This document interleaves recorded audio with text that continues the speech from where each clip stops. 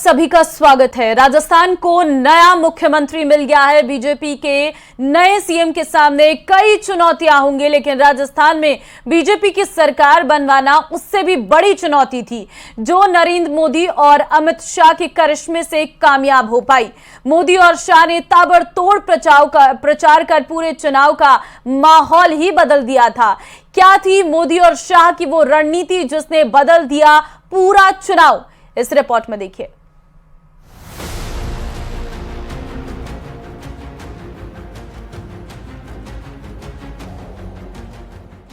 ये खुशी, कार्यकर्ताओं का उत्साह और भजन लाल शर्मा का राजस्थान का नया मुख्यमंत्री बनना। तस्वीरें देखकर आपको शायद चीजें आसान लग रही होंगी, लेकिन इसके पीछे एक लंबा संघर्ष और पूरी चुनावी पटकथा लिखी गई थी। जो आज एक तस्वीर आप देख रहे हैं, उसके लिए पीएम मोदी और अमित शाह ने पूरा दम लगा दिया था। पीएम मोदी का संघर्ष और अमित शाह की रणनीति ने नामुमकिन को मुमकिन कर दिखाया था। हालांकि देश के तमाम नेताओं ने राजस्थान की अलग अलग विधानसभा सीटों पर जाकर पार्टी की जीत के लिए मजबूत किलेबंदी भी की थी। बीजेपी की तरफ से खुद पीएम मोदी ने मोर्चा संभाला हुआ था। पीएम मोदी ने नियमित रूप से राजस्थान में जनसभाएं की। पीएम मोदी की गारंटी ही कांग्रेस के हर वादों पर भारी पड़ी। पीएम मोदी ने राजस्थान को साधने की तैयारी तो 2019 के लोकसभा चुनाव के बाद से ही शुरू कर दी थी, लेकिन अगर बात चुनावी समर की जाए तो पीएम मोदी ने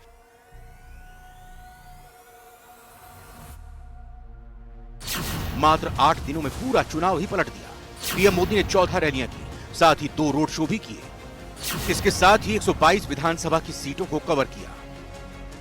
पीएम मोदी की गारंटी लोगों के दिलों तक पहुंची। साथ ही पीएम मोदी ने चुनावी सभा में घोषणा कर रहे थे कि अब दोबारा राजस्थान में अशोक गहलोत का राज नहीं आएगा। राजस्थान की जीत 2024 जीतने की हैट्रिक की गारंटी भी बताई। हालांकि पीएम मोदी की इस गारंटी को समझने के लिए पीएम मोदी के भाषण को समझना भी जरूरी है, जिसमें प्रधानमंत्री ने कहा कि जाति में बांटने का सियासी कार्ड अगर विपक्ष के पास है तो राष्ट्र निर्माण में 4 जातियों के विकास की गारंटी का कार्ड उनके पास है। हालांकि पिछले 1 साल से पीएम मोदी राजस्थान की सियासी जमीन को तैयार कर रहे थे। पीएम मोदी की नजर पिछले 1 साल से राजस्थान पर थी। पिछले 1 साल से लगातार पीएम मोदी राजस्थान का दौरा कर रहे हैं। 1 साल में करीब 17 बार पीएम मोदी ने राजस्थान का दौरा किया, उसमें चुनावी प्रचार भी शामिल है। लेकिन जयपुर में पीएम मोदी ने 4 साल बाद दस्तक दी। पीएम मोदी ने 2019 के लोकसभा चुनाव में जयपुर में रैली की थी। पीएम मोदी के बार बार राजस्थान के दौरों ने संगठन को दोबारा चुनावी मोड में ला दिया। पीएम मोदी ने संगठन में कुछ बदलाव भी किए और कांग्रेस की एक कमजोरी पर तीखे हमले भी बोले। राजस्थान के हर कोने में पीएम मोदी की रैलियां हुई। चुनाव अभियान के अंतिम चरण में उन्होंने विशाल रोड शो किया। इस दौरान उन्होंने बार बार गहलोत सरकार पर निशाना साधा। राजस्थान में बढ़ते महिला अपराधों की ओर वोटर्स का ध्यान खींचा और अंत में पीएम मोदी की मेहनत मोदी मैजिक में तब्दील हो गई। हालांकि पीएम मोदी की तरह ही अमित शाह ने भी रेगिस्तान में ताबड़तोड़ प्रचार किया। अमित शाह ने पूरे चुनाव में ऐसा चक्रव्यूह रचा कि कांग्रेस उसे भेद नहीं पाई। शाह ने पहले ही कहा था कि बीजेपी राजस्थान में जीत दर्ज करेगी। शाह ने इस जीत की गोटियां बहुत पहले से ही बिछानी शुरू कर दी थी। उन्होंने पूरे राजस्थान को नाप डाला था। 50 से ज्यादा मीटिंग करके उन्होंने कार्यकर्ताओं से फीडबैक के आधार पर कैंडिडेट का चयन किया। शाह ने पार्टी कार्यकर्ताओं से पुरानी बात भुलाने का आग्रह किया और राज्य में जीत के लिए जोर लगाने को कहा। शाह ने कार्यकर्ताओं से कहा कि हम केवल एक मिशन के लिए काम करें, ताकि हर जिले की सीट जीतने का प्लान बनाया जाए। उन्होंने जमीनी कार्यकर्ताओं से लेकर बूथ लेवल के कार्यकर्ताओं से मुलाकात की। सभी कार्यकर्ताओं को जिम्मेदारी सौंपी गई और इसके परिणाम को करीब से परखा गया। अमित शाह ने मरुधरा में 11 सभाएं की, साथ ही 3 रोड शो भी किए। 20 से ज्यादा विधानसभा को कवर किया गया। इतना ही नहीं, अमित शाह ने पूरे चुनाव पर नजर भी बनाए रखी। अमित शाह ने राजस्थान संगठन को भी मजबूत करने का काम किया, क्योंकि ये बात शाह अच्छी तरह जानते थे कि बिना संगठन को मजबूत किए रेगिस्तान में कमल नहीं खिल पाएगा। संगठन की मजबूती के बाद चुनावी दौरे शुरू किए गए। तमाम बड़े नेताओं को राजस्थान भेजा गया। जिसकी जहां जरूरत थी उसे वहां लगाया गया। ये सब शाह की कुशल रणनीति का ही परिणाम था। Bureau report, news 18 Rajasthan.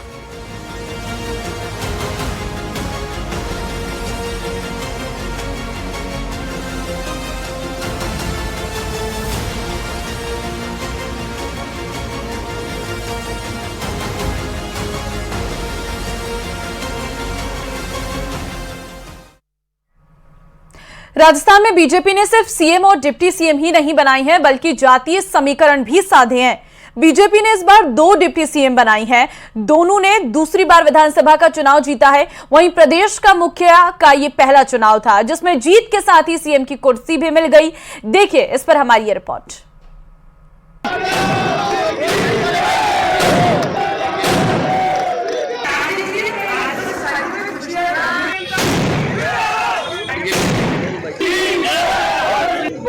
बहुत बढ़िया। 10 दिन का इंतजार और राजस्थान में सीएम का सस्पेंस खत्म हो गया।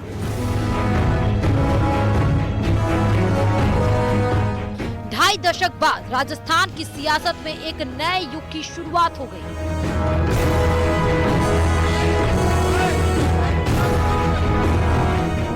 राजस्थान अब वसुंधरा और गहलोत युग से बाहर निकल गया। बीजेपी ने पहली बार विधानसभा चुनाव जीते भजन लाल शर्मा पर भरोसा जताया। वहीं भजन लाल का साथ देने के लिए 2 डिप्टी सीएम भी होंगे। सीएम और दोनों डिप्टी सीएम जयपुर क्षेत्र से हैं, यानी आप ये भी कह सकते हैं कि इस बार दबदबा जयपुर का है। हालांकि ये भी संयोग ही है कि दोनों ही डिप्टी सीएम दूसरी बार विधानसभा का चुनाव जीते हैं, जबकि रेगिस्तान के नए मुखिया ने पहली बार चुनाव जीता है। मेरे साथ उप मुख्यमंत्री बहन दिया जी और प्रेमचंद जी बैरवा जी को भी धन्यवाद देना चाहता हूं, और स्पीकर के रूप में जिनका लंबा अनुभव है ऐसे वासुदेव जी देवनानी जी का भी मैं बहुत बहुत धन्यवाद देना चाहता हूं। और मैं इतना विश्वास दिलाना चाहता हूं कि राजस्थान की ये जो टीम है, राजस्थान के जो सभी हमारे विधायक हैं, निश्चित रूप से जो राजस्थान की अपेक्षा है हमसे, भारतीय जनता पार्टी से, हम माननीय हमारे यशस्वी प्रधानमंत्री नरेंद्र मोदी जी के नेतृत्व में हम राजस्थान का पूरी तरह से सर्वांगीण विकास किसी भी क्षेत्र में हो निश्चित रूप से हम पूरा करेंगे। ये मैं आप सभी को विश्वास दिलाता हूं। आप सभी को बहुत बहुत धन्यवाद। सभी को नमस्कार। बीजेपी ने इस बार सीएम बनाने के लिए लंबा इंतजार कराया, लेकिन इस बार जातीय समीकरणों को भी बखूबी साधा गया है। सीएम, डिप्टी सीएम और स्पीकर का चयन से ही आप समझ जाएंगे कि इस बार बीजेपी ने कैसे पूरे राजस्थान को साधने का प्रयास किया। सबसे पहले बात भजन लाल शर्मा की करेंगे। राजस्थान के नए नवेले मुख्यमंत्री की कोई लंबी राजनीतिक जमीन नहीं है, लेकिन संगठन में काम करने का उन्हें लंबा अनुभव है। भजन लाल शर्मा ब्राह्मण है, जयपुर की सांगानेर सीट से चुनाव जीता है। भजन लाल राजस्थान बीजेपी के पहले ब्राह्मण सीएम है। पार्टी ने ब्राह्मण को सीएम बनाकर प्रदेश में नया दांव खेला है। वहीं प्रदेश को दोनों डिप्टी सीएम का चयन भी जातीय समीकरणों को साध रहा है। बीजेपी ने इस बार दिया कुमारी और प्रेमचंद बैरवा पर भी दांव लगा दिया है।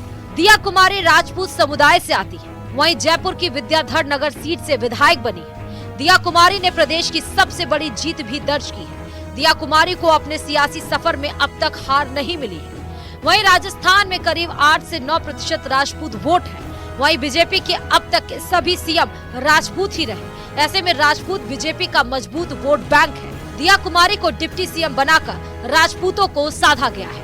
वहीं दूसरी तरफ डिप्टी सीएम प्रेमचंद बैरवा जयपुर जिले की दुदू विधानसभा से विधायक बने हैं। बैरवा एससी समुदाय से आते हैं। राजस्थान में करीब 16% एससी वोट है। बीजेपी ने इस बार एससी समुदाय को साधने का भी प्रयास किया है। बैरवा ने दूसरी बार विधानसभा का चुनाव जीता है। बैरवा को 2018 के चुनाव में हार का सामना करना पड़ा था।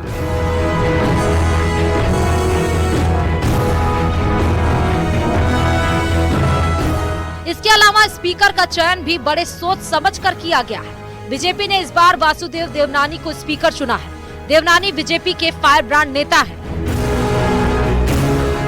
देवनानी ने 2003 से लगातार चुनाव जीत रहे हैं। देवनानी ने आज तक हार का मुंह नहीं देखा है। देवनानी सिंधी जाति से ताल्लुक रखते हैं। वसुंधरा सरकार में दोनों ही बार देवनानी को मंत्री बनाया गया था। हालांकि बीजेपी ने इस बार राजपूत, ब्राह्मण और दलित पर दांव लगाया है। माना जाता है कि राजपूत और ब्राह्मण बीजेपी का मजबूत वोट बैंक है, जबकि इस बार दलित को डिप्टी सीएम का पद देकर नया प्रयोग किया गया है। Report, news 18 Rajasthan.